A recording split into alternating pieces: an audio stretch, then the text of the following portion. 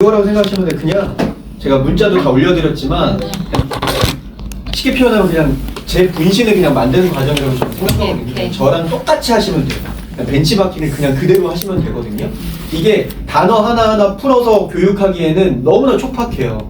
그렇게 교육하고 싶으면 그렇게 할 수 없고 시간이 없으니까 여러분들이 이 뜻을 몰라도 그냥 저랑 똑같이 하고자 한다고 그냥 대사 외운다고 생각하시고 하시면 되는데, 요거 나눠드린 거는 이제 DB를 사시면은 그 사람에게 처음 전화할 때 쓰는 스크립트예요. 이것까지는 여러분들이 그냥 알아서 하시면 될 것 같아요. 이것까지 하면은 굳이 시간이 없을 것 같고, 이거는 여러분 그냥 읽으면 되잖아요. 네. 그래서 읽어서 여러분들이 일정 잡고 이제 상담을 하시면 되는데, 그 상담을 제가 지금 알려드릴 건데, 일단 여기에 상담 잡기 전 고객에게 이 파일을 보내드려요. 그래서 고객에게 문자로 상담받기 전에 요 현금흐름을 보내드려요. 요 현금흐름표 좀 작성하시는 데는 뭐 5분, 10분밖에 안 걸리는데, 요거 하셔서 저에게 주시면 상담 전에 제가 미리 파악하고 상담이 조금 더 원활하게 될 것 같습니다. 이런 멘트를 문자로 날려드리면서 요 파일을 보내주시면 돼요. 알겠죠?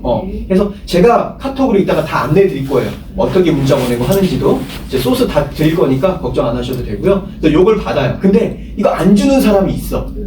그러면 바쁘셔서 안 주신 것 같은데 괜찮습니다. 이거 안 보내주셔도 상담은 상관없으니까요. 네, 상담 받으시면 됩니다. 왜냐면 안 보내준 사람 진짜 있거든요. 그래서 그거 안 보내줬다고 막 빨리 보내주세요 닥달하면 이 사람은 그냥 안 할게요 하거든요. 그러니까 그래서 요런 거예요. 기본적으로 이 사람이 얼마의 월급이 있고 또 얼마의 잉여 자금이 있고, 이거 파악하려고 사실은 받는 거거든요. 근데 조금 더 전문적이어야 되기 때문에 이걸 받는 거예요. 이건 이렇게 빠르게 넘어가고 실질적인 교육을 이제 들어가겠습니다. 이제부터 그냥 제가 고객에게 하는 것처럼 할 거거든요. 여러분들이 이제 고객이 되는 거예요. 근데 여러분이 고객이 되지만 이렇게 해야 되는구나. 최준호 본부장처럼 이렇게 멘트를 치고 이렇게 하면 되는 거구나 라고 듣고 내가 하려고 하는 마음으로 들으시면 돼요. 바로 할게요. 자, 고객이 이제 원격으로 들어온 거예요. 자, 고객 입장을 좀 해주시면 될 것 같아요. 네. 자, 시작하겠습니다. 녹음 다 하시고요. 네. 자, 지금 들어오셨는데요. 이제 상담 진행하겠습니다. 상담 진행하기 전에 이런 말을 하고 싶은데요. 네. 오늘 너무나도 귀하고 소중한 시간이에요. 왜냐면 한 번뿐인 인생 계획을 해야 하는 부분이잖아요. 근데 일생의 중대한 인생 계획, 재무 계획을 단 하루 만에 끝낼 수 있을까요? 도현 씨? 아니요. 하루 만에 끝날 수는 없어요. 그렇기 때문에 우리에게 주어진 시간은 1회차, 2회차 두 번의 시간이 주어질 겁니다. 그래서 오늘은 1차 시간이잖아요. 그래서 재무 설계가 필요한 이유, 그리고 내가 몰랐고 잘못 알고 있었던 부분에 대한 팩트 체크, 시간이 허락한다면 금융기관의 금융상품을 좀 비교해드리는 시간을 가질 거고요. 2회차 때는 마지막에는 방향 설정해드리고 또 맞춤형 포트폴리오를 제안해드리고 실질적으로 실행할 수 있게 도와드릴 겁니다. 그래서 사실은 오늘보다는 2회차 시간이 훨씬 더 중요한 시간이기는 해요. 그러나 오늘 이 1회차 시간도 충분하게 중요한 내용들이 많기 때문에 잘 들으시면 도움이 분명히 되실 겁니다. 자, 오늘은 결국에는 돈 버는 시스템 구조를 만드는 게 중요한데, 그 구조를 구축할 수 있게 제가 도와드린다고 생각하시면 될 것 같아요. 자, 먼저 현명한 저축과 투자가 미래의 부를 결정한다 라는 제목으로 시작을 할 텐데요. 자, 제 이름은 이렇습니다. 이것도 여러분들이 다 만드셔야 돼요. PPT 줄 거거든요. 카톡에 여러분들 사진이랑 이름이랑 바꾸시면 돼요.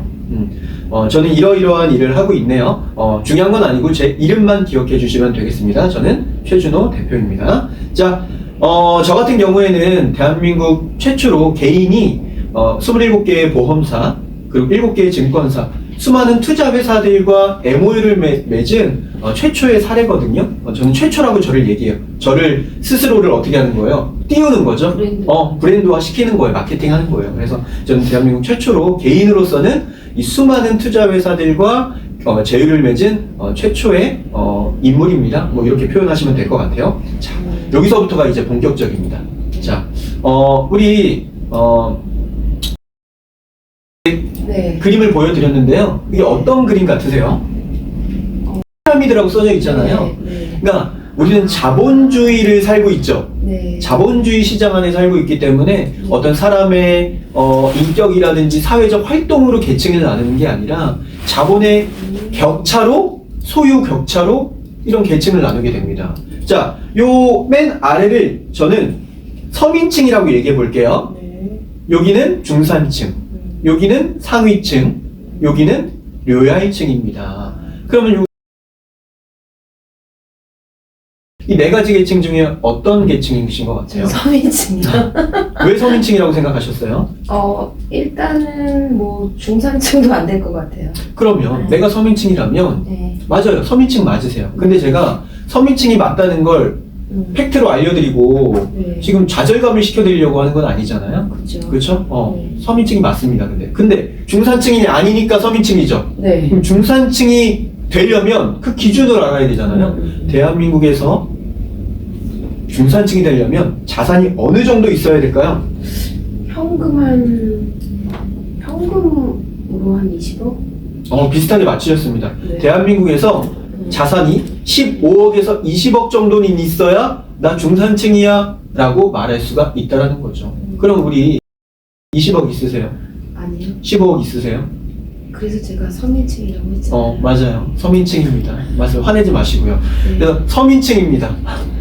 그러면 저는요, 네. 이 상담을 통해서 중산층으로 갈 수 있게 사다리 놓아드리는 역할을 해드릴 거예요. 기대됩니다. 그런데 이거 올라가는 건 누가 해요? 제가 올라가야죠. 맞아요. 쉬울까요? 어려울까요? 어렵지 않을까요? 솔직히 어렵습니다. 그러나 전문가인 제가 네. 이끌어드리고 뒤에서 밀어드리면 충분히 중산층으로 갈 수가 있다는 거예요. 아시겠죠? 네. 그래서 앞으로 제가 상담을 통해서 알려드리는 방법들은 대한민국의 상위 부자들, 이 10%에서 30% 이내에 있는 부자들은 대체 어떻게 내 돈을 운영하고 있는지, 어떤 포트폴리오로 자산을 증식하고 있는지 그 고급 정보를 제가 알려드릴 겁니다. 네. 기대되세요? 안 기대되세요? 기대됩니다. 기대되시죠? 그 기대하는 마음으로 들으시면 충분히 만족할 만한 상담이 되실 겁니다. 빌 게이츠가 이런 말을 했는데요. 넘어가겠습니다. 이건 알아서 하시면 돼요. 네. 시간이 없으니까. 자, 그러면 제가 현실적으로 말씀을 좀 드리고 싶어요. 현실적으로. 왜 지금 상담이 재무 상담이잖아요. 네. 그렇죠? 자산관리 상담이란 말이죠. 네. 이거 왜 필요할 거예요? 왜 신청하셨어요? 필요하니까요. 플랫? 필요하니까. 단기적이거나 너무 장기적이거나 가시화 시킬 필요가 있는데 그게 잘 안 돼요. 혼자서는. 네, 맞습니다. 결국에는 전문가가 필요하다는 거잖아요. 네. 자, 근데 한번 보시죠. 저는 현실적으로 이 재무 설계가 왜 필요한가? 현실적으로 말씀드리겠습니다. 자, 대한민국 평균 근로자 연봉이 얼마예요? 5천만 원입니다. 이 평균의 중위값을 얘기하는 거예요. 더 적게 버는 사람도 있고 더 많이 버는 사람도 있죠. 그러나 중위값이 5천만 원입니다. 이 한 사람이 20년 동안 근속한다 했을 때 생애주기 동안 벌 수 있는 총소득은 10억입니다. 근데 여기 보면 필요 목적 자금이라는 게 있어요. 네. 자, 보시면 기본생활비, 자녀교육비, 주택구입비, 자녀결혼비, 노후생활비, 긴급자금비 생애주기 동안 써야 될 돈이 총 얼마예요? 20억입니다. 근데 이것도 최소한으로 잡은 거예요. 보세요. 이 주택구입이 서울에서 2억 6천에 할 수 있어요? 없잖아요. 이 최소한으로 잡은 게 20억이란 말이죠. 근데 내가 벌 수 있는 돈은 10억이에요. 근데 우리는 적정 저축 비율이라는 게 있습니다. 뭐라고요? 적정 저축 비율. 내가 버는 돈에 얼마를 저축해야 적정한가? 50에서 70%입니다. 50에서 70%가 가장 적정한 저축 비율이에요.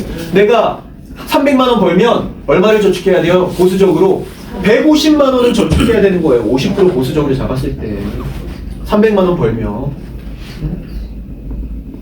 그러면 내가 50%를 저축한다 했을 때 내가 다 모으는 게 아니잖아. 10억을 50%만 저축한다 했을 때 50%는 쓰고 그러면 5억밖에 못 모으네요. 네. 근데 생애주기 동안 써야 되는 돈은 얼마다? 20억. 근데 나는 모아두는 돈은 5억밖에 없어. 뭐 얼마나 모자라요? 15억이 모자르네요. 제가 원래 이거 쓰거든요. 근데 이 컴퓨터가 제 컴퓨터가 아니라 지금 이게 안 되네. 펜슬이 없네.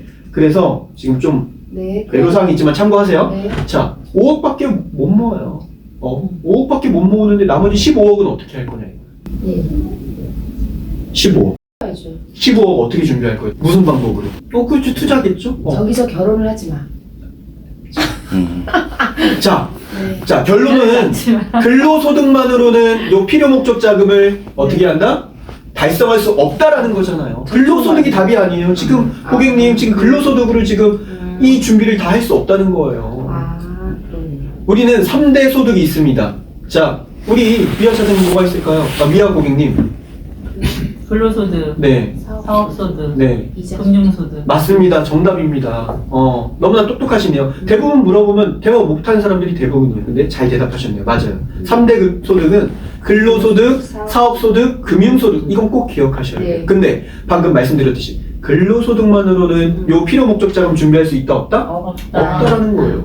그러니 사업이나 금융소득은 있어야 된다는 거죠. 네. 근데 사업할 계획 있으세요? 대부분 없다 해요? 그러면 사업소득은 빼야 되겠네요. 금융소득이 필요한 거겠네요. 그러네. 금융소득으로는 요 필요 목적 자금을 충분히 다 감당할 수가 있다는 거예요. 그래서 포인트, 우리 상담의 목적이 무엇이냐? 금융소득이라고 하는 파이프라인을 구축하는 것. 이게 우리 상담의 목적입니다. 이걸 꼭 짚어주세요. 자, 우리 상담의 목적이 뭐라고요? 금융소득이라고 하는 파이프라인을 구축하는 거. 이걸 꼭 외워두세요라고 말해요. 고객에게. 이거는 꼭 기억하셔야 됩니다. 왜? 우리 상담의 목적이 이거니까. 목적이 이거니까. 자, 아셨죠? 그리고 끝날 때 한 번 더 짚어줄 거예요, 이거는. 자, 그런데 결국에 지금 돈 모으고 싶어서, 돈 벌고 싶어서 이 상담 신청하셨잖아요. 네. 근데 방해되는 요소가 있네요. 방해되는 요소가 네. 두 가지가 있어요. 돈을 모으는 데 있어서 외부적인 방해 요소가 어떤 게 있을까요? 답을 알려드릴게요. 첫 번째는 물가입니다. 너무나 쉽죠. 어때요? 물가 좀 상승하는 거 체감 좀 하세요? 네. 어디에서 좀 느껴요? 장볼 때? 장 볼 때 많이 느끼죠. 맞아요. 자, 그러면 질문 한번 해볼게요. 물가가 매년 상승률이 몇 프로 정도 될까요? 이거는 고정적입니다. 변하지 않는 값이에요. 5%? 비슷하게 맞췄습니다. 4에서 5%입니다. 이거는 꼭 외워두셔야 돼요. 오늘 외워야 될 게 딱 두 가지 있거든요. 그 가운데 첫 번째입니다. 물가 상승률 4에서 5%. 근데 이거 왜 알아야 될까요? 우리 미안이? 왜 알아야 왜 될까요? 알아야 되냐고요? 이거 왜 알아야 돼? 4에서 5%를 왜 알아야 돼? 우리가 200만 원 받으면 물가는 4, 5% 오르면 그만큼은 상승시킬 금융소득이 맞아요. 필요하죠. 맞아요. 결과론적으로 내가 버는 연봉은 요대로인데 연봉이 오르지 않으니까 거기에 따른 대비를 하기 위해서 기준이 되는 물가 상승률은 알아야 된다는 거예요. 그리고 또 한 가지 무엇이냐? 내가 은행에 예적금 했어.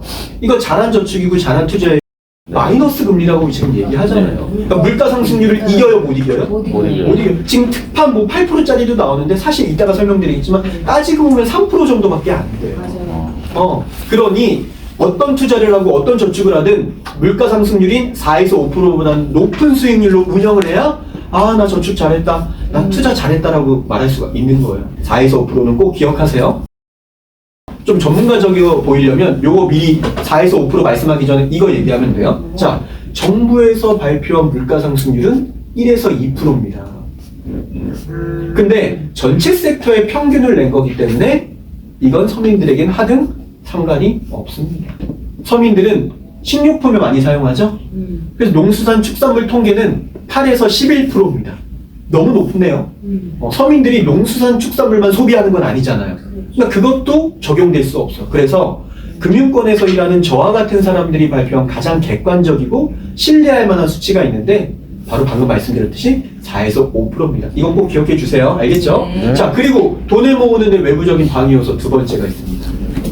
바로 세금이에요. 세금.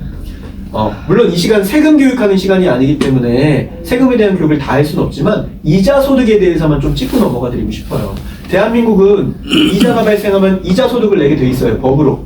15.4%. 맞습니다. 너무 똑똑하십니다. 이자 소득세 15.4% 냅니다. 이 말은 내가 100만 원을 벌었어. 이자 소득으로. 나라의 15.4%. 15만 4천 원은 떼야 된다는 거야. 내가 얻는 거는 실질적으로 84만 원 돈밖에 안 되는 거예요.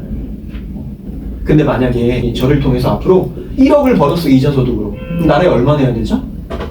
1,500. 그렇죠. 1,500만 원 또 내야 돼요. 그거 내고 싶어요? 안 내고 싶어요? 안 내고 싶어요. 안 내고 싶죠. 네. 근데 내야 돼, 법이니까. 근데 만약에 합법적으로 절세할 수 있는 방법이 있다라면 하겠어요, 안 하겠어요? 해야죠.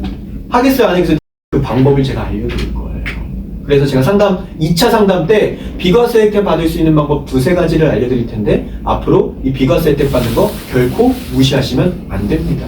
이 비과세 혜택 받아보는 상품을 내가 가입한다는 그 자체가 나는 앞서 나가고 있다라고 말할 수가 있거든요. 그 방법을 알려드릴 거예요. 기대가 되시죠? 네. 자, 그런데 우리나라는 지금 선진국으로 가는 과도기에 있거든요. 아직 선진국이 아니에요. 근데 수많은 선진국들 보세요. 영국, 미국, 호주, 네덜란드, 독일 이자 소득세가 어마어마하죠? 지금 우리는 적은 거예요, 사실은. 근데 앞으로 이자에 대한 세금이 더 커질 거라는 거죠, 우리도. 그래서 미리미리 준비하시고 대비하셔야 되기 때문이에요. 자, 여기까지 이해되셨죠? 네. 자, 근데 이제 여러분들 이 상담을 해야 하는 진짜 목적 중에 하나가 뭐냐? 노후 준비죠? 맞죠? 노후 준비예요, 노후 준비. 노후 준비 누가 알려주는 사람도 없고 네. 내가 좀 안일한 것도 맞고 네. 그냥 삶에 치여서 그냥 살았던 것도 맞고 그래서 이제 노후 준비를 할 수 있는 방법을 알려드릴 텐데 현실적인 팩트 체크를 해드릴게요. 자, 요거 실질적으로 자산관리센터 오면 진짜 10만 원 받거든요. 10만 원 받고 주는 거예요. 근데 제가 오늘 무료로 해드리겠습니다. 자, 국민관리연금공단에서 발표한 표인데요. 현재 대한민국에 은퇴한 사람들이 사용하는 월 필요 사용 자금이에요. 최저 생활 수준이 얼마? 100만 원. 100만 원. 평균 생활 수준이 200만 원. 윤택한 생활 수준이 300에서 1000이네요. 월 웰빙한 수준이 1000만 원에서 1억 정도 벌고 있네요. 평균적인 걸 보통 하는 사람들을 한번 해볼게요. 네네. 자, 보통은 300으로 주세요. 보통은 월 한 200에서 300 얘기해요. 네. 그리고 현재 나이가 30 맞고요. 60세. 맞아요. 보통 60세로 해요. 네. 그리고 한 80세로 보통 잡아요. 네. 아니 근데 현실적으로 지금 90 넘어서 죽어. 그러니까 네. 그래, 90세로 해볼까요? 90이나 네. 95세로. 아니, 90으로 해줘요. 오케이. 그러면 보세요. 아까 130억이었죠? 네. 30억으로 줄어든 이거 좀 네. 현실적이네. 네. 아까보다는. 네, 맞아요. 자, 보통 이렇게 나오긴 해요. 네. 자, 30억 정도를 모으셔야지만이 60세 은퇴하고 90세까지 800 쓰시면서 사실 수가 있네요. 자, 그런데 우리 30억 모을 수 있을까요? 15년 지금 25년 남았는데 맞나? 25년 남았는데. 받아서 못 먹을 것 같습니다. 네. 현실적으로 어떻게 해요? 솔직히 제가 전문가 입장에서 말씀드릴게요. 불가능합니다. 네. 어떻게 모읍니까? 10억 모으면 잘했을까? 라고 칭찬해 드릴 수 있을 거예요. 30억 못 모읍니다. 33억. 그런데 그러면 인생 망한 거예요? 아니요. 이 좀 유머도 해주면 젊은 사람들이 많거든요. 그럼 그들의 단어도 막 저는 써줘요. 재밌게. 유머도 하고, 지금 유머를 할 수 없지만 막 웃겨주고 하거든요. 그럼 인생 존망이네요. 막 이런 표현도 해요, 진짜. 그럼 막 웃어요. 그러면 이제 마음이 열리는 거지. 못 모아요. 근데 제가 방법을 알려드린다고 했잖아요. 자, 아까 답은 이미 말씀드렸어요. 아까 우리 상담의 목적이 뭐라 그랬죠? 금융소득이라고 하는 파이프라인을 구축하면 우리 상담의 목적이라고 그랬죠? 네. 그러면 은퇴하고 매달 800만 원이 금융소득으로 창출이 되면 그게 임대료가 됐든 렌탈료가 됐든 이자 배당이 됐든 그쵸? 월세가 됐든 이게 금융소득이라고 하는 파이프라인이 800만 원만 창출이 되면 33억 모을 필요가 있다 없다? 없다. 이해되셨나요? 네. 그러면 조금 속이 어때요? 편해졌죠? 네. 내가 이 33억 안 모아도 되고 이 현금 흐름을 통해서 금융소득 파이프라인을 구축해 놓기만 하면 돼요. 이 800만 원이 나오게끔만 만들어 놓으면 돼요. 이해되셨죠? 네. 인생의 답이 나왔네요. 이렇게 하시면 됩니다. 근데 지금 금융소득 파이프라인 구축했어요? 안 했어요? 안 하셨잖아요. 안 하시면 이대로 안 하시면 존망하는 거예요. 하셔야 됩니다. 언제부터? 지금 당장부터 하셔야 되는 거예요. 그래서 그 방법을 제가 알려드리는 거예요. 이해가 되셨나요? 네. 그러면 방금 얘기했듯이 그럼 어떻게 저축할 것인가? 언제 시작할 것인가? 이 질문에 답을 하셔야 돼요. 어떻게 나누어서 저축할 것인가에 대한 답은 제가 내드릴 거예요. 근데 언제 시작할 것인가에 대한 답과 실행은 여러분들이 내야 되는 거예요. 그러니까 지금이라도 빨리 시작해야 된다는 거예요. 조급함을 막 줘야 돼. 그들에게. 지금 늦었다. 빨리 해야 된다. 자, 그러면 여기서 이제 전문적인 지식이 들어갑니다. 자, 고객님. 그러면 이 내 돈 만약에 1000만 원이 있어요.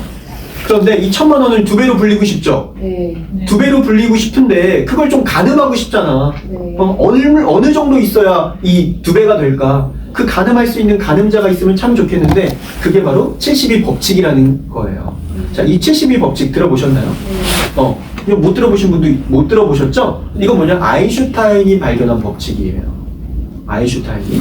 자, 내가 내 원금을 운영하는 수익률을 나누면 내 원금이 되는 금액이 나오거든요. 그러면 내가 만약에 은행에 2% 정도 되는 상품에 내가 거치해둬서 1,000만 원을 그럼 2배가 되는데 얼마나 걸려요?